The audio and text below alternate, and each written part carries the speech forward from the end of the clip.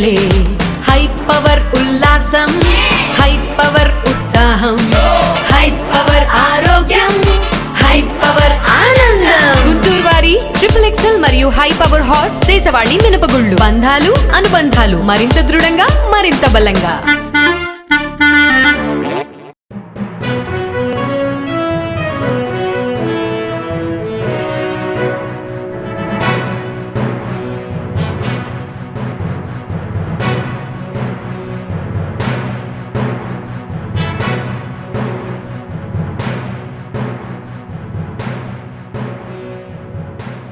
నమస్తే, welcome to next Zee news. ఈనాటి వార్తా విశేషాలు. విశాఖ స్టీల్ ప్లాంట్ కి కేంద్రం 11,440 కోట్ల ప్యాకేజీ ప్రకటించడం పట్ల ముఖ్యమంత్రి చంద్రబాబు హర్షం వ్యక్తం చేశారు. ఈ మేరకు ప్రధానమంత్రి నరేంద్ర మోదీ, కేంద్ర మంత్రులు నిర్మలా సీతారామన్, కుమారస్వామికి ప్రత్యేక కృతజ్ఞతలు తెలిపారు. ఇది ఏపీ ప్రజలు గర్వించదగ్గ విషయమని చెప్పారు. విశాఖ ఉక్కు అంటే కేవలం పరిశ్రమ మాత్రమే కాదని, విశాఖ ఉక్కుకు ఆంధ్రుల హృదయాల్లో ప్రత్యేక స్థానం ఉందని చెప్పారు. రాష్ట్ర ప్రజలకు ఇకపై అన్ని మంచి రోజులే. విశాఖ ఉక్కు ఆంధ్రుల హక్కు అని చంద్రబాబు తెలిపారు. ఏదేమైనా ఒక పట్టుదలతో పనిచేశాం, చిత్తశుద్ధితో ముందుకు పోయాం. 7 నెలలు దీనికి చేసిన ప్రయత్నాలు ఈరోజు ఫలించాయి. ప్రధానమంత్రి గారు దీనిపైన సానుకూలంగా స్పందించారు. ఒక మాటలో చెప్పాలంటే ఇది అసాధ్యం అనుకున్నది సాధ్యంగా అయ్యే పరిస్థితికి వచ్చింది. ఇది విశాఖపట్నం ప్రజల అభీష్టం, కార్మికుల యొక్క శ్రమ. దీన్ని మళ్ళీ కాపాడుకోగలిగాం, మళ్ళీ ట్రాక్లో పెట్టగలిగాం. ఈరోజు 11,440 కోట్ల రూపాయలు ఈ ఇండస్ట్రీని రివైవ్ చేయడానికి ఇవ్వడం అనేది అరుదైన అనుభవం. ఈ విషయం ప్రతి ఒక్కరూ గుర్తుపెట్టుకోవాల్సిన అవసరం ఉంది. అదే సమయంలో నేను విశాఖపట్నంలో పనిచేసే కార్మికులకు అందరికీ విజ్ఞప్తి చేస్తున్నా, మనందరి బాధ్యత, మన మీద పెట్టుకున్న నమ్మకాన్ని మనం కాపాడుకోవాల్సిన బాధ్యత మన మీద ఉంది. నేను ఆ రోజు కూడా చాలాసార్లు చెప్పాను, ఈ ఫ్యాక్టరీని మళ్ళీ రివైవ్ చేస్తాం, మంచి ప్రొఫెషనల్ మేనేజ్మెంట్ పెట్టుకుంటాం, దీనికి కావలసిన వనరులన్నీ కూడా ఐరన్ ఓర్ అవన్నీ కూడా ఏ విధంగా సమీకరించాలో సమీకరించుకుంటాం, NMDC ఏ విధంగా చేయాలని అన్ని వర్కౌట్ చేస్తాం. వర్కౌట్ చేసి దీన్ని ఒక బలమైన సంస్థగా తయారు చేయడానికి ముందుకు పోతారు ఒక హామీ ఇచ్చాం. 20,000 ఎకరాలు ల్యాండ్ ఉంది, పెద్ద ఆస్తిది. ఎక్కడ ఏ స్టీల్ ప్లాంట్ కూడా ఇంత పెద్ద ల్యాండ్ ఉండడం ఎక్కడా జరగలేదు. విలువైన ల్యాండ్ ఉంది. అలాంటి మంచి ల్యాండ్ ఉన్నప్పుడు అందరం కానీ కలిసి కష్టపడితే దీన్ని రివైవ్ చేస్తాను. నేను కూడా శ్రద్ధ పెడతాను. దీన్ని రివైవ్ చేసి మళ్ళీ కేంద్రం చేసే నిర్ణయం కూడా సరైన నిర్ణయం అని వాళ్ళు కూడా ఆనందించే విధంగా మనం చేయాల్సిన అవసరం ఉంది. దానికి అందరూ కూడా ముందుకు రావాల్సిందిగా మరొక్కసారి కార్మికులకు విజ్ఞప్తి చేస్తున్నా. మేనేజ్మెంట్ కూడా కేంద్రం ఇమీడియట్గా మంచి ఒక ప్రొఫెషనల్ మేనేజ్మెంట్ వేయాలి, సమర్థుడిని తీసుకురావాలి, CEO తీసుకొచ్చి దాన్ని ఏ విధంగా చేయాలో అన్నీ చేయడానికి ముందుకు పోతాం. ఈరోజు మీరందరూ ఒకసారి చూస్తే 7 నెలలు అసాధ్యమైన పనులన్నీ కూడా చేసుకుంటూ వచ్చాం. నేను కూటమి NDA ఎలక్షన్ మేనిఫెస్టోలో నేను చాలా స్పష్టంగా చెప్పాను, ఏదైతే ఎలక్షన్ మేనిఫెస్టోలో చేసిన పనులన్నీ కూడా చెప్పిన అన్నీ కూడా ఒకటి చేసుకుంటూ వచ్చాం. అమరావతి ఏకైక రాజధాని చెప్పాం. అమరావతికి 15,000 కోట్ల రూపాయలు కేంద్రం EAP ప్రాజెక్టుల ద్వారా డబ్బులు ఇప్పించారు. అదే సమయంలో అవన్నీ కూడా గ్రౌండ్ అయ్యే పరిస్థితికి వచ్చింది. ఇంకొక పక్క పోలవరం పూర్తిగా నిర్వీర్యమైపోయినటువంటి పోలవరానికి 12,000 కోట్ల రూపాయలు డబ్బులు, 12,157 కోట్లు ఇచ్చారు. రేపు మళ్ళీ దానికి డయాఫామ్ వాల్ ఫౌండేషన్ వేసే పరిస్థితికి వచ్చాం. ఏదైతే ల్యాండ్ ఇవ్వకుండా గడిచిన ప్రభుత్వం నిర్లక్ష్యం చేసిన దానికి రైల్వే జోన్ రాకుండా పోయే పరిస్థితికి వచ్చింది. వచ్చిన వెంటనే వాళ్ళకు అవసరమైన ల్యాండ్ ఇచ్చాం, క్లారిటీ ఇచ్చాం, పర్సూ చేశాం. రైల్వే జోన్కు కూడా మొన్నే ప్రధానమంత్రి గారు ఫౌండేషన్ వేసే పరిస్థితికి వచ్చారు. ఇలాంటి మీరు చూసినప్పుడు ఎప్పుడూ జరగని పనులన్నీ కూడా మనం చేసుకుంటూ వచ్చాం. 7 నెలలు 4 లక్షల కోట్ల రూపాయల పెట్టుబడులకు ఒప్పందాలు జరిగాయి.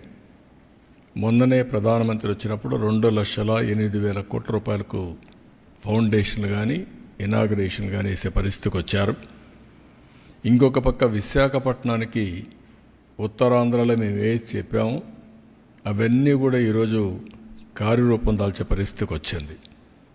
ఒక పక్క టీసీఎస్, యువతకు ఉద్యోగాలు, ఇంకొక పక్క గూగుల్ని కూడా మెప్పిస్తున్నాం, ఎంఓయూ చేశాం.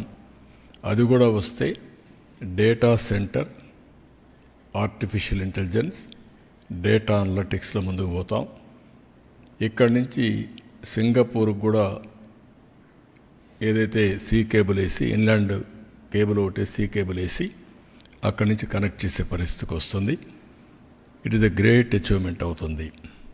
ఇది కాకుండా మొన్ననే గ్రీన్ హైడ్రోజన్, ఒక పక్క ఎన్టీపీసీ, జెన్కో జాయింట్ వెంచర్ కింద ముందుకు వచ్చారు. 1,80,000 కోట్లు ఖర్చు పెట్టే పరిస్థితికి వస్తుంది. ఇది కాకుండా ఇంకొక పక్కన మీరు చూస్తే ఏదైతే నిన్న మొన్న గట్టిగా చెప్పి ఇది చేశాం, ఆర్సీఆర్ మిత్తల్,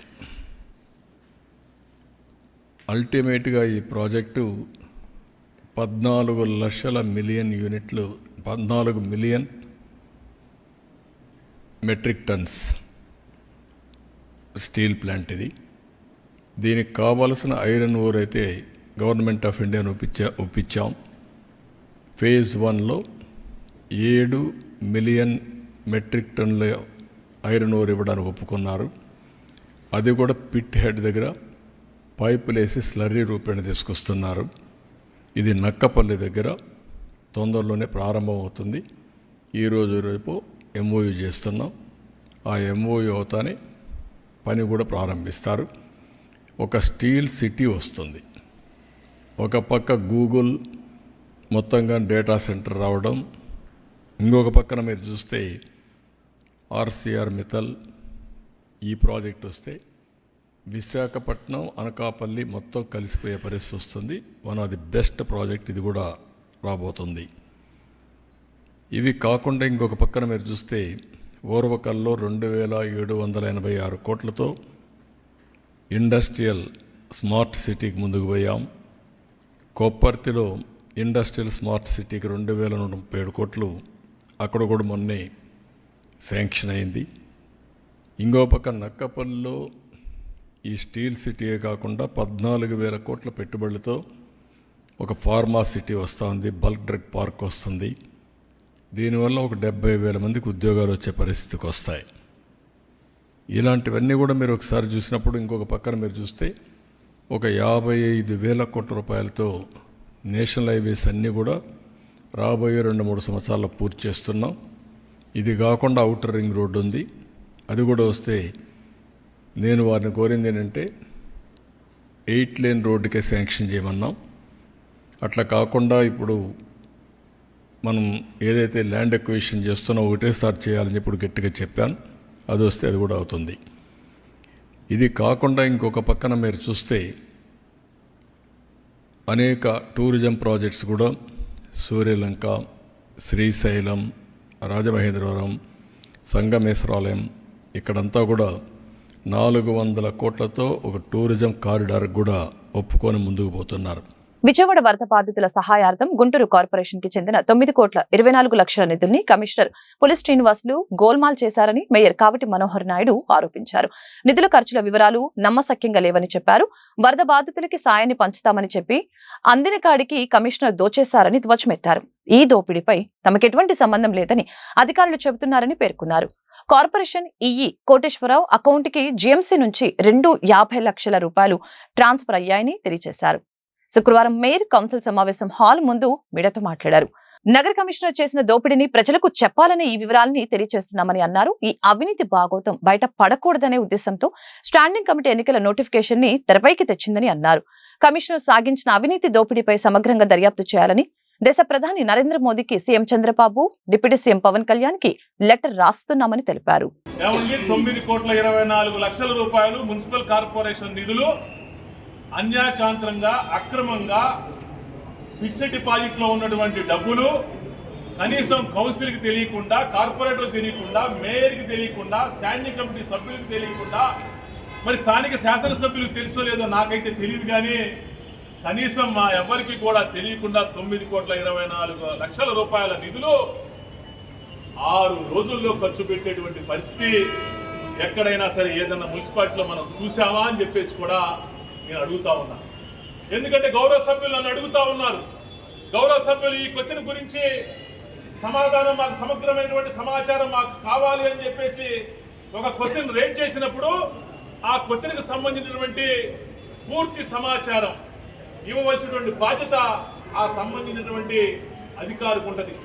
సాక్షాత్తు కమిషనర్ గారే చెప్పారు, ఎజెండాలో మీరు అడిగినటువంటి క్వశ్చన్కి ఏదైతే సమాధానం అధికారుల నుంచి వచ్చిందో ఆ ఇచ్చినటువంటి సమాధానానికి సంబంధించినటువంటి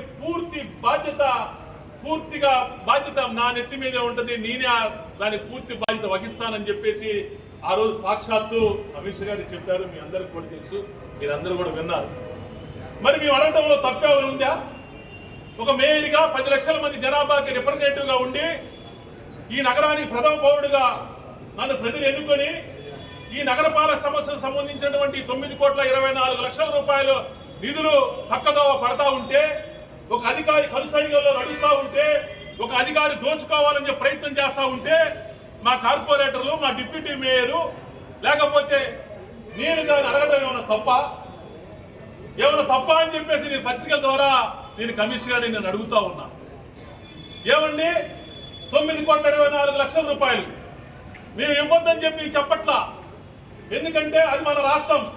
మన రాష్ట్రంలో పక్కనే మన విజయవాడ మున్సిపల్ కార్పొరేషన్, వాళ్ళకి ఇబ్బంది కలుగుతూ ఉంది. ఫ్లడ్ ఎఫెక్టెడ్ ఏరియాలో వాళ్ళు సతమతలు అవుతా ఉన్నారు, వాళ్ళు ఇబ్బందులు గురి చేస్తూ ఉన్నారు, ఇబ్బందులు గురవుతా ఉన్నారు. ప్రభుత్వం కూడా అన్ని రకాలుగా వాళ్ళని ఆదుకుంటా ఉంది. తప్పకుండా మనం కూడా వాళ్ళకి సాయం చేయాలని చెప్పేసి నేనే కమిషనర్ గారికి చెప్పాను.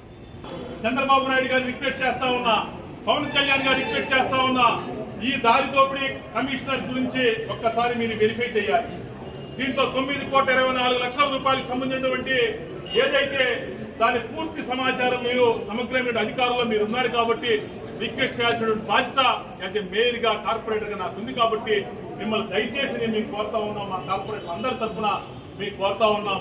ఇక్కడ పెద్ద అవినీతి జరిగింది, ఈ అవినీతి జరిగిన సంబంధించిన దర్యాప్తు మీరు చేయాలని చెప్పేసి సాక్షాత్తు మీ ముఖ్యమంత్రి గారిని కోరుతూ, దీంట్లో కేంద్ర ప్రభుత్వం యొక్క భాగస్వామ్యం కూడా ఉంది కాబట్టి మేము ప్రధానమంత్రి గారికి లెటర్ రాస్తా ఉన్నాం, అమిత్ షా గారికి లెటర్ రాస్తా ఉన్నాం, అదేవిధంగా మనోహర్ ఠక్కర్ గారికి, ఎంఏయుడి సెంట్రల్ మినిస్టర్ గారికి లెటర్ రాస్తా ఉన్నాం. అదేవిధంగా మేము ముఖ్యమంత్రి చంద్రబాబు నాయుడు గారికి, డిప్యూటీ సీఎం పవన్ కళ్యాణ్ గారికి కూడా మేము లెటర్ రాస్తా ఉన్నాం. ఇక్కడ జరిగినటువంటి అదేవిధంగా మున్సిపల్ మినిస్టర్ నారాయణ గారికి కూడా మేము లిఖితపూర్వకంగా మీకు ఫిర్యాదు చేస్తా ఉన్నాం.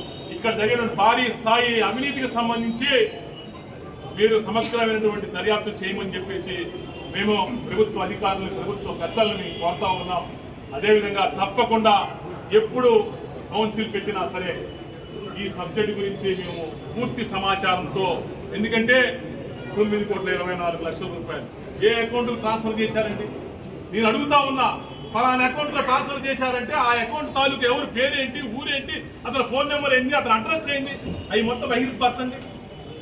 నగర ప్రజలకు తెలియజేయాలి, మీడియాకి తెలియజేయండి. ఒక గౌరవ సభ్యులు అడుగుతా ఉన్నారు, తెలియజేయండి. గుంటూరు నగర మేయర్ కాబట్టి మనోహర్ నాయుడు చేసిన ఆరోపణల్లో వాస్తవం లేదని నగర కమిషనర్ పులి శ్రీనివాసులు తెలిపారు. తాను అవినీతికి పాల్పడినట్లు రుజువు చేస్తే ఉద్యోగం నుంచి వైదొలుగుతానని స్పష్టం చేశారు. గుంటూరు నగరపాలక సంస్థలో అవినీతికి ఇక తావు లేదని అన్నారు. వైసీపీ పాలనలో జరిగిన అభివృద్ధి పనులకి చెల్లించిన బిల్లుల్ని పరిశీలిస్తే ఆశ్చర్యం కలుగుతుందని చెప్పారు. దీనిపై సమగ్రంగా విచారణ చేపడతామని చెప్పారు. అవినీతికి పాల్పడిన వ్యక్తుల్ని వదిలిపెట్టే ప్రసక్తి లేదని నగర కమిషనర్ పులి శ్రీనివాసులు తేల్చి చెప్పారు. విజయవాడ వరద బాధితుల సహాయార్థం ఖర్చు చేసిన నిధులకి పారదర్శకంగా బిల్లులు ఉన్నాయని వివరించారు. 80 lakhs పోతుందంటే పోదు, దానంతా చాలా ఉంది. అందుకే స్పెషల్ ఆడిట్ టీమ్ని డైరెక్టర్ గారికి రాసి స్పెషల్ ఆడిట్ టీం వచ్చారు. వాళ్ళు స్పెషల్ ఆడిట్ జరుగుతుంది. దీంట్లో కొంతమంది నాన్ కోఆపరేషన్ ఉన్నారు. ఇది ఎట్లా సెట్ చేయాలో చేస్తున్నాను. బ్యాంకర్స్ నుంచి ఇన్ఫర్మేషన్ తీసుకున్నాను. నేను ఒకటే చెప్తున్నా, ఫైనాన్షియల్ ఇండిసిప్లిన్ అనేది ఈ జిఎంసీలో చాలా ఎక్కువ నడిచింది. అదంతా కూడా కంట్రోల్ చేయాలంటే అది కమిషన్ ఉంటుంది. ఎందుకంటే ప్రజలకి సమాధానం చెప్పాలి, నా ఉన్నతాధికారులకు నేను సమాధానం చెప్పాలి. కాబట్టి డెఫినెట్గా తప్పు చేసిన వాళ్ళు ఎవరూ కూడా ఎస్కేప్ అవడానికి ఛాన్సెస్ లేవు. మీరు చూసారు, ఆల్రెడీ కొన్ని స్టెప్స్ తీసుకున్నాను. రాబోయే రోజుల్లో కూడా ఫైనాన్షియల్ ఇర్రెగ్యులారిటీస్, మేజర్గా ఫైనాన్షియల్ ఇర్రెగ్యులారిటీస్, అది ఎవరో ఆఫీసర్స్ ఇన్వాల్వ్ అయినా, స్టాఫ్ ఇన్వాల్వ్ అయినా, ఇంకొక రకంగా ఎవరు ఇన్వాల్వ్ అయినా కూడా చట్ట ప్రకారం ఇలాంటి చర్యలు తీసుకోవచ్చు. గుంటూరు నగరంపాలెం జీటీ రోడ్లో కల శ్రీ హజరత్ కాల మస్తాన్ షా ఔలియా మహతుల్లా గంధం మహోత్సవం 133వ ఉరుసు కార్యక్రమం జనవరి 17వ తేదీ నుంచి 21వ తేదీ వరకు ఘనంగా నిర్వహిస్తున్నట్లు హజరత్ కాలే మస్తాన్ షా వలీ దర్గా ధర్మకర్త రావి రామ్మోహన్ రావు తెలిపారు. 133వ ఉరుసు సందడి కార్యక్రమానికి సంబంధించిన పోస్టర్ ని ఆవిష్కరించారు. ఈ మహోత్సవంలో లక్షలాది మంది భక్త మహాశైలిక అన్న సంతర్పణ కార్యక్రమం 5 రోజులు నిర్విరామంగా జరుగుతుందని తెలిపారు.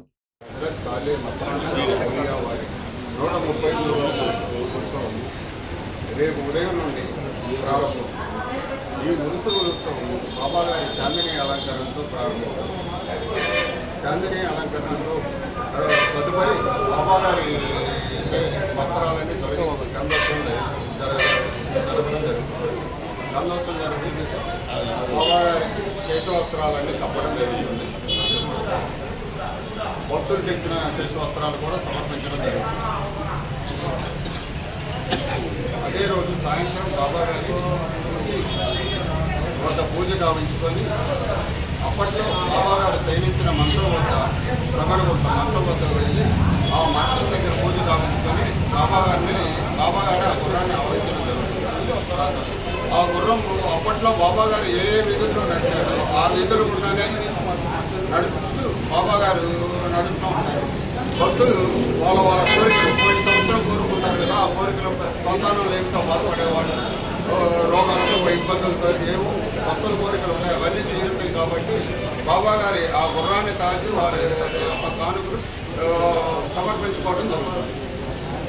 అలా పురోహితులు కూడా తెలియని గంధం బాబాగారి 18వ తారీఖు సాయంత్రం 6 గంటలకు బాబాగారికి దర్బారుకి చేరి ఆ గంధాన్ని బాబాగారు సమర్పించడం జరుగుతుంది. దీనికి దేశ నలుమూల నుండి కూడా పీఠాధిపతులు అందరూ కూడా ఇచ్చేసి ఆ కార్యక్రమంలో జయప్రదం చేస్తున్నారు. ఇక్కడ మెయిన్ ఏంటంటే సర్వమత సారమే బాబా యొక్క దివ్య మందిరం. సర్వమతానికి నేనే ఏక్ హై అని బాబా గారు సాటి చెప్పారు. కాబట్టి సర్వమతాలు కూడా ఈ బాబా గారి సేవలో పాల్పంచుకుంటున్నాయి. గుంటూరు నగర mayor Kavati Manohar Naidu, deputy mayor diamond Babu, YCP కార్పొరేటర్లు శుక్రవారం కౌన్సిల్ సమావేశం నిమిత్తం గుంటూరు కార్పొరేషన్ కార్యాలయానికి చేరుకున్నారు. అయితే అధికారులు మాత్రం కౌన్సిల్ సమావేశానికి ఎలాంటి ఏర్పాట్లు చేయలేదు. అదే సమయంలో కౌన్సిల్ మీటింగ్ హాల్లో నగర కమిషనర్ అధ్యక్షతన అధికారులతో మీటింగ్ జరుగుతుంది. ఇక చేసేదేమీ లేక నగర mayor Manohar Naidu deputy mayor కార్పొరేటర్తో కలిసి మీడియాతో మాట్లాడారు. నగర కమిషనర్ మున్సిపల్ యాక్ట్ కి వ్యతిరేకంగా వ్యవహరిస్తున్నారని ఆరోపించారు. కౌన్సిల్ సమావేశం జరపాలని లెటర్ రాసినా స్పందించలేదని ధ్వజమెత్తారు. కమిషనర్ చేసిన దోపిడీ బయటకు వస్తుందనే భయంతో కౌన్సిల్ సమావేశం జరగకుండా స్టాండింగ్ కమిటీ ఎన్నికల నోటిఫికేషన్ జారీ చేశారని ధ్వజమెత్తారు. ఆయనకి సమాచారం అందించడం జరిగింది. నీవిచ్చినటువంటి సమాచారం డేట్లు చూసుకొని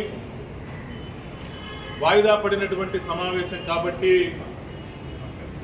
3 రోజుల వ్యవధిలోనే అందరికీ సమాచారం అందించేటువంటి పరిస్థితి చట్టంలో ఉంది. కాబట్టి ఆయా డేట్ అన్ని కూడా పరిశీలించుకొని 17వ తారీఖు కౌన్సిల్ సమావేశం నిర్వహించమని చెప్పేసి కమిషనర్ గారికి వాట్సాప్ ద్వారా, ఆయన అఫీషియల్ మెయిల్ ఐడి ద్వారా, ఆయన కార్యాలయ అధికారికి కూడా మేము ఈ సమాచారం అందించి మేము ఈ లెటర్ వారికి ఇవ్వటం కూడా జరిగింది. నేను ఒకటి చెబుతా ఉన్న కమిషనర్ గారు నిన్నే చూశా. ఆయన మాట్లాడుతున్నటువంటి పత్రికా సమావేశంలో గౌరవ సభ్యులు అసందర్భముగా సందర్భము లేకుండా మమ్మల్ని మానసికంగా ఇబ్బంది గురి చేసే విధంగా మాట్లాడుతూ ఉన్నారు. మేము మనస్తాపానికి చెంది మేము సభని వాయిదా వేయకముందే మేము వాకౌట్ చేసి మేము వెళ్ళిపోయామని చెప్పేసి కమిషనర్ గారు చెప్తా ఉన్నారు. దానికి తోడు 2-3 పర్యాయాలు కూడా నేను మేయర్ గారికి చెప్పాను. మేయర్ గారి దృష్టికి తీసుకువెళ్ళాను. మేయర్ గారు కనీసం ఆ యొక్క గొడవని ఆపకపోగా ఆయన సైకిల్ చేస్తూ ఆయన ఆ యొక్క సమావేశంలో నష్టం సృష్టించాడని చెప్పేసి కమిషనర్ గారు మాట్లాడుతున్న మీడియా ద్వారా నేను చూడటం కూడా జరిగింది. నేను ఇప్పుడు అడుగుతూ ఉన్న కమిషనర్ గారిని, మీరు ఒక ఐఏఎస్ అధికారి అయి ఉండి ఎన్నో సంవత్సరాల సర్వీసు మున్సిపల్ అడ్మినిస్ట్రేషన్లో రెవెన్యూ డిపార్ట్మెంట్లో ఉండి మీరు ఎన్నో చట్టసభల్ని మీరు ప్రత్యక్షంగా కానీ పరోక్షంగా కానీ మీరు చూస్తూ ఉంటారు, వీక్షిస్తూ ఉంటారు, పత్రికల ద్వారా చదువుతూ ఉంటారు. సభలో ఉన్నటువంటి చైర్మన్ సభ్యులు ఇటు అధికార పక్షం వాళ్ళు కావచ్చు, ఇటు ప్రతిపక్షం వాళ్ళు కావచ్చు, వాళ్ళు మాట్లాడుకునేటువంటి పరిస్థితిలో ఏదన్నా తప్పులు దొర్లితే దానికి సంబంధించి రాష్ట్ర ప్రభుత్వం అత్యంత ప్రతిష్టాత్మకంగా ప్రతి నెల 3వ శనివారం స్వచ్ఛాంధ్ర స్వచ్ఛ దివాస్ కార్యక్రమం చేపడుతుందని నగర కమిషనర్ పులి శ్రీనివాసులు తెలిపారు. గుంటూరు నగరపాలక సంస్థ పరిధిలో చేపట్టే ఈ కార్యక్రమంలో వివిధ స్వచ్ఛంద సంస్థలు ప్రజలు పెద్ద సంఖ్యలో పాల్గొనాలని పిలుపునిచ్చారు. శుక్రవారం కమిషనర్ ఛాంబర్లో పులి శ్రీనివాసులు మీడియాతో మాట్లాడారు. రాష్ట్ర ముఖ్యమంత్రి చంద్రబాబు నాయుడు దేశవ్యాప్తంగా అత్యంత పరిశుభ్రత రాష్ట్రంగా ఏపీని తీర్చిదిద్దడానికి 12 నెలలకు 12 థీమ్లతో స్వచ్ఛాంధ్ర స్వచ్ఛ దివాస్ కార్యక్రమానికి రూపొందించారని చెప్పారు. అందులో భాగంగా ఈ నెల 18న న్యూ ఇయర్ క్లీన్ స్టార్ థీమ్తో ప్రత్యేక కార్యక్రమాలని నిర్వహించడానికి కార్యాచరణ సిద్ధం చేశామని చెప్పారు. శనివారం జిల్లా కలెక్టరేట్ నుంచి హిందూ కాలేజీ సిగ్నల్ జంక్షన్ వరకు సుమారు 2000 మందితో స్వచ్ఛత ర్యాలీ, మానవహారం, ప్రతిజ్ఞ చేపడతామని చెప్పారు. అదేవిధంగా వార్డు సచివాలయాల వారీగా ర్యాలీలు, మానవహారం, ప్రతిజ్ఞలో స్థానిక ప్రజా ప్రజల్ని భాగస్వాముల్ని చేయాలని, ఇందుకు నోడల్ అధికారులు పూర్తి బాధ్యత వహిస్తారని చెప్పారు. అనేది ఒక థీమ్ అన్నమాట. అంటే మనకి బిగినింగ్ కాబట్టి కొంత అవేర్నెస్ క్రియేట్ చేయాలి దానిలో భాగంగా. అందుకని డిస్ట్రిక్ట్ లెవెల్లో as well as district head quarter and Guntur municipal కార్పొరేషన్లో కొన్ని ప్రోగ్రామ్స్ టేకప్ చేయబోతున్నాం. ఫస్ట్ ఏంటంటే రేపు 8 to 8:30 మధ్య కలెక్టరేట్ దగ్గర నుంచి ఇక్కడ ట్రావెలర్స్ బంగ్లా వరకు ఒక 2000 మందితో ఒక ర్యాలీ కండక్ట్ చేస్తున్నాము. ర్యాలీ తదనంతరము మానవహారంగా ఫామ్ అయ్యి అక్కడ ఒక ప్లెడ్జ్ తీసుకోవడం జరుగుతుంది. దీనికి సంబంధించి వివిధ శాఖల అధికారులు కలెక్టర్ యొక్క లీడర్షిప్లో అక్కడ పార్టిసిపేట్ చేస్తారు. అట్లాగే నగరపాలక సంస్థ పరిధిలో ఉన్నటువంటి ప్రజాప్రతినిధులు 3 ఎమ్మెల్యేస్ ఉన్నారు, ఎంపీ గారు ఉన్నారు, అదే మాదిరిగా ఎమ్మెల్సీస్ ఉన్నారు, తర్వాత మేయర్ గారు, డిప్యూటీ మేయర్స్, కార్పొరేటర్స్, వీళ్ళందరికీ కూడా మేము ఇంటిమేషన్ ఇవ్వబోతున్నాం. ఇచ్చిన తర్వాత వాళ్ళు అందుబాటులో ఉన్న ప్రతి ఒక్కరిని కూడా ఈ ప్రోగ్రాంలో పార్టిసిపేట్ చేసే విధంగా చర్యలు తీసుకోవడం జరుగుతుంది. ఇది అయిపోయిన తర్వాత ప్రతి సెక్రటేరియట్ పరిధిలో కూడా ఇదే మాదిరిగా ర్యాలీసు, మానవహారం, ఫ్లెడ్జ్ యాక్టివిటీస్ టేకప్ చేయమన్నాం. ప్రతి సెక్రటేరియట్ పరిధిలో కూడా ఈ హాట్ స్పాట్స్ ఏవైతే ఉన్నాయో గార్బేజ్ డంప్స్ కానీ, లేకపోతే డ్రైన్స్ బ్లాకేజెస్ కానీ, అట్లనే ఇవి ఏంటంటే బుషెస్ కానీ, ఇవన్నీ కూడా ఈరోజు ఐడెంటిఫై చేసుకొని ఇవి మొత్తం కూడా క్లియరెన్స్ రేపు పెట్టుకోవడం జరిగింది. కావాల్సినటువంటి మ్యాన్ పవర్ కానీ, ఇన్ఫ్రాస్ట్రక్చర్ కానీ లోకల్గా మీరు ప్రొవైడ్ చేసుకోమని చెప్పి అందరికీ ఇన్ఫర్మేషన్ ఇవ్వడం జరిగింది. అదే మాదిరిగా ఒక 4-5 సెక్రటేరియట్ కలిపి ఒక నోడల్ ఆఫీసర్స్ పెట్టాము మనం జిఎంసీ పరిధిలో. ఈ నోడల్ ఆఫీసర్స్ అందరూ కూడా ఇప్పుడు వాళ్ళ సెక్రటేరియట్స్కి వెళ్ళిపోయి వాళ్ళతో మీటింగ్ పెట్టుకొని యాజ్ పర్ ప్రోటోకాల్ అక్కడ లోకల్ కార్పొరేటర్ గారిని ఇన్వాల్వ్ చేయాలి. అట్లనే ఎవరైనా విఐపీస్ ఉంటే వాళ్ళని, stake holders, NGOs, self help groups మొత్తాన్ని కూడా ఇన్వాల్వ్ చేసుకొని అట్లీస్ట్ ఒక సెక్రటేరియట్లో కనీసం 150 నుంచి 200 తగ్గకుండా ర్యాలీ కండక్ట్ చేసుకోవడంతో పాటు అనేక కార్యక్రమాలు చేయమని చెప్పేసి వాళ్ళకి పిలుపునివ్వడం జరిగింది. అట్లనే ఈరోజు నేను ఈ నగరపాలక సంస్థ యొక్క అభివృద్ధి కార్యక్రమాల్లో మరి పెద్దవాళ్ళ యొక్క సలహాలు సూచనలు తీసుకోవాలని సీనియర్ సిటిజన్స్తో ఈరోజు 4 o'clock ఒక మీటింగ్ పెట్టుకుంటున్నాము. సో వాళ్ళతో ఆ మీటింగ్ అయిన తర్వాత వాళ్ళకు కూడా నేను అప్పీల్ చేయబోతున్నాను. రేపటి రోజున జరిగే కార్యక్రమంలో ఎక్కడైనా సరే వాళ్ళు పాల్గొనాలని అనుకుంటే వాళ్ళతో మాట్లాడిన తర్వాత మేము ఏం ప్లాన్ చేస్తున్నామంటే వాళ్ళందరినీ రేపు ఇక్కడ 10 గంటలకి ఒక ప్రైవేట్ బస్సెస్ 2 లేదా 3 వాళ్ళు నెంబర్ని బట్టి తీసుకొని మనకి జిందాలు వేస్ట్ టు ఎనర్జీ ప్లాంట్ దగ్గర మనకి అక్కడ మీ అందరూ తెలుసు అది డంపింగ్ యార్డ్ గతంలో. ఇప్పుడు ఆ డంపింగ్ యార్డు గతంలో పోసినటువంటి గార్బేజ్ అంతా కూడా మన లెగసీ వేస్ట్ అంటారు దాన్ని ఇప్పుడు ట్రీట్ చేస్తూ ప్రాసెస్ నడుస్తుంది. ట్రీట్మెంట్ దాదాపు 4,80,000 మెట్రిక్ టన్స్ని మనం ఐడెంటిఫై చేసాం ఇనిషియల్గా. అందులో నుంచి ఇప్పటికే 3,40,000 దగ్గర మెట్రిక్ టన్స్ క్లియర్ చేయడం జరిగింది. మిగతాది కూడా మార్చి ఎండింగ్కి క్లియర్ చేయాలని టార్గెట్కి పెట్టుకున్నాం. సో ఆ ప్రాసెస్ ఎలా జరుగుతుంది అనేది కూడా సీనియర్ సిటిజన్స్కి కలెక్టర్ గారు నేను ఇద్దరం వాళ్ళని తీసుకెళ్ళి అక్కడ చూపించాలనేది ప్లాన్ చేసుకుంటున్నాం. విశాఖ ఉక్కు పరిరక్షణకి ఇచ్చిన హామీని నిలబెట్టుకుంటున్నామని కేంద్ర మంత్రి రామ్మోహన్ నాయుడు తెలిపారు. వైజాగ్ స్టీల్ ప్లాంట్ కి కేంద్రం 11,440 కోట్ల ప్యాకేజీ ప్రకటించిన విషయాన్ని కేంద్ర ఉక్కు శాఖ మంత్రి కుమారస్వామి మరొక కేంద్ర మంత్రి భూపతి రాజు శ్రీనివాస వర్మతో కలిసి రామ్మోహన్ నాయుడు మీడియాతో మాట్లాడారు. ప్యాకేజీ ప్రకటించిన ప్రధానమంత్రి నరేంద్ర మోదీకి ఏపీ ప్రజల తరపున ధన్యవాదాలు తెలిపారు. ఎన్నో ఏళ్లుగా నెలకొన్న స్టీల్ ప్లాంట్ సమస్యల పరిష్కారానికి అడుగులు పడ్డాయని పేర్కొన్నారు. విశాఖ ఉక్కు ఆంధ్రుల హక్కు నినాదాన్ని కేంద్రం కాపాడిందని చెప్పారు. ఆంధ్ర ప్రజలకి, ఆంధ్ర రాష్ట్ర ప్రజల ఆత్మ గౌరవానికి ఎన్నో విధాలుగా ఇబ్బంది కలిగిస్తున్నటువంటి విశాఖపట్నం స్టీల్ ప్లాంట్ తాలూకా సమస్య పరిష్కార మార్గం వైపు అడుగులు వేసేందుకు నిన్న కేబినెట్ కమిటీ ఆఫ్ ఎకనామిక్ అఫైర్స్లో ప్రధానమంత్రి గారి అధ్యక్షతన జరిగినటువంటి ఆ సమావేశంలో 11,440 కోట్ల రూపాయలు విశాఖపట్నం స్టీల్ ప్లాంట్కి రిలీజ్ చేయడం జరిగిందని ఆనందంగా తెలియజేసుకుంటున్నాను.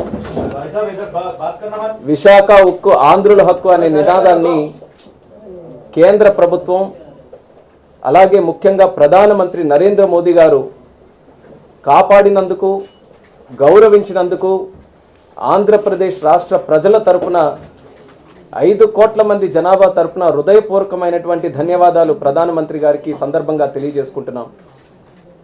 ఇందులో ముఖ్యంగా ఈ 11,440 కోట్ల రూపాయలు సుమారు 10,300 కోట్ల రూపాయలు డైరెక్ట్ ఈక్విటీ కింద, అలాగే 1,140 కోట్ల రూపాయలు 7% అందులో non cumulative preference share capital కింద కన్వర్ట్ చేసే విధంగా ఈ యొక్క సహాయ సహకారాలు చేయడం జరుగుతుంది. ఎంతో కాలంగా ఈ యొక్క సమస్య జటిలంగా ఉంది, ఏమవుతుందో తెలియదు.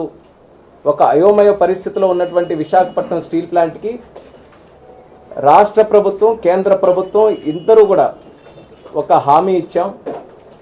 ప్లాంట్ని ఖచ్చితంగా నిలబెడతాం అని ఏదైతే మాట ఇచ్చామో ఆ మాటని ఈరోజు నిలబెట్టుకున్నామని కూడా ఆంధ్ర రాష్ట్ర ప్రజలకి సందర్భంగా తెలియజేసుకుంటున్నాం.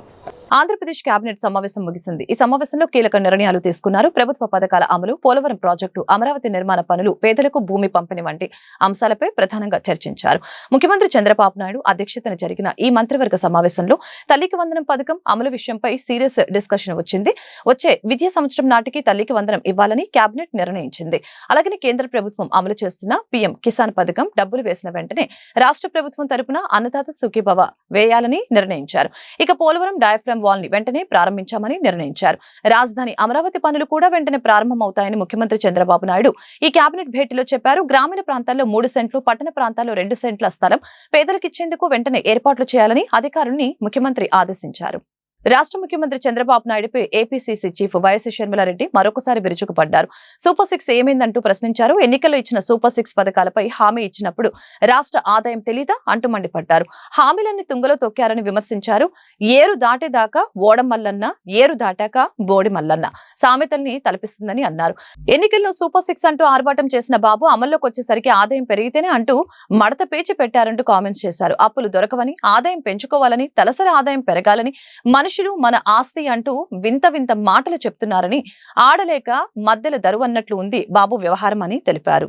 రాష్ట్ర ముఖ్యమంత్రి నారా చంద్రబాబు నాయుడు వైద్య రంగానికి పెద్దపీట వేస్తూ ఆరోగ్య ఆంధ్రప్రదేశ్ కి శ్రీకారం చుడుతున్నారని గుంటూరు తూర్పు ఎమ్మెల్యే మహమ్మద్ నజీర్ అహ్మద్ తెలిపారు.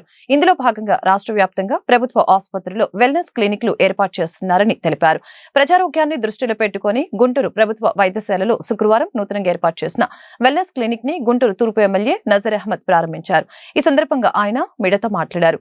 మారిన జీవన శైలి కారణంగా వయసుతో నిమిత్తం లేకుండా ప్రాణాంతక జబ్బులు వస్తున్నాయని చెప్పారు.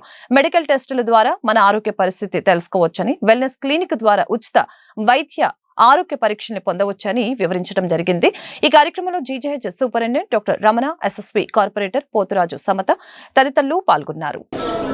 జీవిత విధానం, ఆహార అలవాట్లకు వయసుతో సంబంధం లేకుండా అనేక మంది బీపీ, షుగర్ అటువంటి వ్యాధులకు లోనవుతున్నటువంటి పరిస్థితులు గమనించి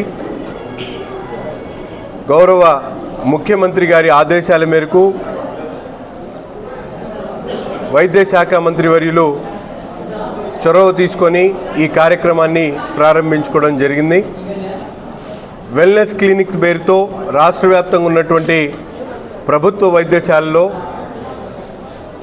ఎటువంటి జబ్బు లేకపోయినప్పటికీ కూడా రాబోయేటువంటి జబ్బులకు వాళ్ళందరూ కూడా ముందే అవసరమైనటువంటి వైద్య పరీక్షలు కానీ, డాక్టర్ల సలహాలు కానీ, జీవిత విధానాలను మార్చుకునేటువంటి మోటివేషన్ కార్యక్రమాలను ఏర్పాటు చేసేటువంటి ప్రక్రియ ఈ వెల్నెస్ సెంటర్ ద్వారా ప్రభుత్వ ఆసుపత్రుల్లో తీసుకోవడం జరుగుతూ ఉంది. ఎందుకంటే ఆధునిక జీవితంలో ప్రతి ఒక్కరు కూడా ఎంతో స్ట్రెస్కు లోనవుతూ అనేక రకాలుగా ఇబ్బందులు పడుతున్నటువంటి పరిస్థితులు గమనించి ముఖ్యమంత్రి గారు సామాన్యులకు సైతం అత్యాధునికమైనటువంటి వైద్య సదుపాయాలు కల్పించాలి, ప్రతి ఒక్కరు కూడా ఆరోగ్యంగా ఉండాలి, ఆంధ్రప్రదేశ్లో ఉన్నటువంటి సామాన్యులతో పాటు ప్రతి ఒక్కరు కూడా ఆరోగ్యంగా ఉండాలనే ఒక ఆలోచనతో ఇటువంటి మంచి కార్యక్రమాన్ని తీసుకోవడం జరిగింది. మన ప్రభుత్వ సమగ్ర వైద్యశాల జీజీహెచ్ గుంటూరులో మన తూర్పు ఎమ్మెల్యే అయిన శ్రీ నజీర్ గారి స్వర్ణ కమలముల మీదుగా ఇవాళ వెల్నెస్ క్లినిక్, ఇది మన రాష్ట్ర ప్రభుత్వం ప్రెస్టీజియస్గా తీసుకున్న ఒక ప్రాజెక్టు. మన ముఖ్యమంత్రి వర్యులు శ్రీ నారా చంద్రబాబు నాయుడు గారి ఆదేశాల మేరకు మన వైద్య శాఖ మంత్రి వర్యులు శ్రీ సత్యకుమార్ యాదవ్ గారు ఈ క్లినిక్స్ అన్నింటినీ కూడా అన్ని చోట్ల అన్ని ప్రభుత్వ వైద్యశాలలో ఏర్పాటు చేయాలని, ఇది social and preventive medicine SPM department ఆధ్వర్యంలో నడిచే ఒక ప్రివెంటివ్ ఆస్పెక్ట్ ఉన్న క్లినిక్. ఇది సోమవారం, బుధవారం గవర్నమెంట్ జనరల్ హాస్పిటల్ 3వ నంబర్ ఓపీలో ప్రతి సోమవారం, బుధవారం ఇక్కడ డాక్టర్స్, నర్సెస్, డైటీషియన్స్ ఉంటారు. ఇక్కడ మీకు బీపీ, షుగరు, హైట్, వెయిట్ చూసి బిఎంఐ చూడటము, అంటే ఏం లేదు జబ్బులు ప్రివెంట్, ఇది నాన్ కమ్యూనికబుల్ డిసీజెస్ అంటాము. అంటే ఏంటంటే బీపీ, షుగరు, లైఫ్ స్టైల్ వల్ల వచ్చే, అంటే జీవన శైలి మనకి ఇప్పుడు చూస్తున్నాం, అందరూ కూడా they are racing with the time, ప్రతి వాళ్ళు టైంతో పరిగెత్తున్నారు, వాళ్ళకి ఇలాంటి జబ్బులు వస్తాయి. లేకపోతే బ్యాడ్ హ్యాబిట్స్, స్మోకింగ్ అనో, డ్రింకింగ్ అనో, పాన్ పరాగులను, స్ట్రెస్ అనేది మనకి ఐరన్కి ఎలా తుప్పు పడుతున్నారు, స్ట్రెస్ మనకి జీవితంలో బాడీలో కూడా తుప్పు పట్టేలాగా ఉంటుంది. ఆ స్ట్రెస్ వల్ల బీపీలు వస్తున్నాయి, షుగర్లు వస్తున్నాయి. 40 ఏళ్ళు వచ్చేసరికి మనం చూస్తున్న ఈ మధ్యకాలంలో కొంతమంది డాక్టర్లు కూడా, లేకపోతే కొంతమంది సినిమా యాక్టర్లు కూడా బాగా ఫిట్నెస్ ఉన్నవాళ్ళు కూడా చనిపోతున్నారు. ఎందుకంటే ఈ జీవన శైలి వల్ల, అంటే స్ట్రెస్ఫుల్ లైఫ్, వాటి వల్ల బీపీలు వస్తున్నాయి, షుగర్లు వస్తున్నాయి 40 ఏళ్ళు వచ్చేసరికి. అందుకని ఇక్కడ ఏం చెప్తామంటే, మీరు హైట్, వెయిట్ చూపించుకోండి, వెయిట్ ఉంటే వెయిట్ తగ్గండి, స్ట్రెస్ ఉంటే స్ట్రెస్ తగ్గించుకోండి, బ్యాడ్ హ్యాబిట్స్ ఉంటే మార్చుకోండి, జంక్ ఫుడ్ హ్యాబిట్స్ ఉంటే టోటల్ మార్చుకోండి. అంటే కలర్ డ్రింక్స్ తాగటము, జంక్ ఫుడ్ తింటాము, మసాలాలు, దుంపలు ఎక్కువ తింటాము, ఇవి మానేయండి. పొట్ట దగ్గర ఎక్కువ ఎత్తుగా ఉంటే ఇది హార్ట్ అటాక్ వచ్చే ఇంపార్టెంట్ సూచన. ఇక్కడ మనం మెజరింగ్ టేప్ తోటి మెజర్ చేస్తాము. ఈ గర్త్ కనుక ఎక్కువ ఉంటే వేస్ట్ దగ్గర హార్ట్ అటాక్ వచ్చే ఛాన్స్ 40 ఏళ్ళ తర్వాత వచ్చే అవకాశం ఉంది. 2024 సంవత్సరంలో క్రీడల్లో అత్యుత్తమ ప్రతిభ కనపరిచిన ఆటగాళ్లకు రాష్ట్రపతి ద్రౌపది ముర్ము శుక్రవారం నాడు జాతీయ అవార్డుల్ని ప్రదానం చేశారు. ఒలింపిక్స్, పారా ఒలింపిక్స్ తో పాటు ఇతర ప్రపంచ క్రీడల్లో పతకాలు కొల్లగొట్టిన వారికి పురస్కారాలు అందజేశారు. రాష్ట్రపతి భవన్ లో ఈ కార్యక్రమం గ్రాండ్ గా జరిగింది. దేశంలో అత్యున్నత క్రీడా పురస్కారం మేజర్ ధ్యానచంద్ర ఖేల్ రత్న పురస్కారానికి ప్రముఖ షూటర్, డబుల్ ఒలింపిక్ మెడలిస్ట్ మను భాకర్తో పాటు చెస్ ఛాంపియన్ గూకెస్ అందుకున్నారు. అలాగనే వీళ్ళిద్దరితో పాటు హాకీ విభాగంలో హార్మన్ ప్రీత్ సింగ్, పారా అథ్లెటిక్ కేటగిరీలో ప్రవీణ్ కుమార్ అవార్డులు అందుకున్నారు. राष्ट्रपति महोदया, आपकी अनुमति हो तो आज के कार्यक्रम का शुभारंभ किया जाए.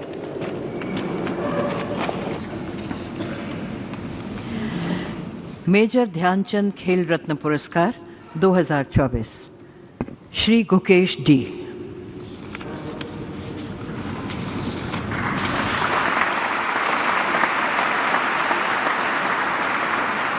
श्री गुकेश डी देश के सबसे उत्कृष्ट शतरंज खिलाड़ियों में से एक हैं. उन्होंने विश्व शतरंज 2024 में स्वर्ण पदक, शतरंज ओलंपियाड 2024 में टीम तथा व्यक्तिगत श्रेणी दोनों में स्वर्ण पदक हासिल किए हैं. श्री गुकेश डी को शतरंज खेल में उनकी उत्कृष्ट उपलब्धियों को मान्यता प्रदान करते हुए वर्ष 2024 के लिए मेजर ध्यानचंद खेल रत्न पुरस्कार प्रदान किया जाता है. श्री गुकेश डी.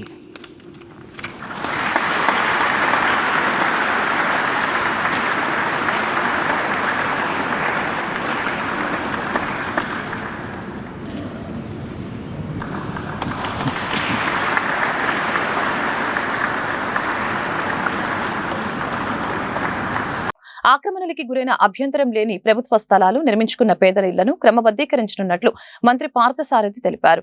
వీరు అక్టోబర్ 15, 2019 నాటికి దరఖాస్తు చేసుకుని ఉండాలని తెలిపారు. అలాగనే గత ప్రభుత్వం ఇచ్చిన లేఅవుట్లలో పలు కారణాలతో ఇల్లు నిర్మించుకోని వారి పట్టాలను రద్దు చేస్తున్నామని అన్నారు. అలాంటి వారికి కోరుకున్న చోట ఇళ్లను నిర్మించిస్తామని చెప్పారు. ఆమె గాలి మాటలు, గాలి వ్యవహారాలు అన్నీ కూడా తెలిసినాయి మనకి. అన్ని గాలి మాటలు మాట్లాడుతూ ఉంటారు, గాలికి ఏం వదిలేయలేదు. సూపర్ 6లో ఇప్పటికే అనే చాలా వరకు చేస్తూ ఉన్నాం. రైతు మన ఎన్టీఆర్ భరోసా ఇచ్చాము, అదేవిధంగా సిలిండర్లు ఇచ్చాము, అన్న క్యాంటీన్ ఓపెన్ చేశాము. ఏదైతే ల్యాండ్ టైటిలింగ్ యాక్ట్ని రద్దు చేస్తూ ఉన్నామో ఆ ల్యాండ్ టైటిలింగ్ యాక్ట్ని రద్దు చేసి రాష్ట్రంలో రైతులు, భూ యజమానులు అందరూ కూడా ఆఖరికి కబ్జా చేస్తే కఠినంగా శిక్షిస్తాము. ఎంక్రోచ్మెంట్ కానీ లేకపోతే గ్రాబింగ్ చేస్తే, ల్యాండ్ గ్రాబింగ్ చేస్తే 10-15 సంవత్సరాలు మించి జైలు శిక్ష విధించే విధంగా చట్టాన్ని సవరించాము. సో ఆ గాలి మాటలు మానుకోవాలి. ఇంకా బుద్ధి రాకపోతే ఇంకెవరైనా చెప్పలేరు.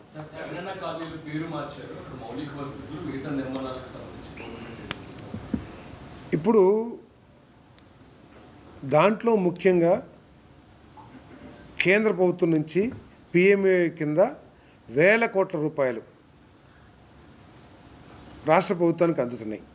అంటే అక్కడ ఇల్లు నిర్మించేది కేంద్ర ప్రభుత్వ డబ్బులతో. PMAY, prime minister Awas Yojana అనే పేరు పెట్టడం సవ్వా కాదా? కేవలం ఆ పేరు పెట్టాలి, అదొక కాంక్షతో, పేరు కాంక్ష, ఫోటో కాంక్ష ఏదైతే ఉందో దాంతో ఎవరు సాయం చేశారనే విషయాన్ని కూడా గత ప్రభుత్వం మర్చిపోయింది.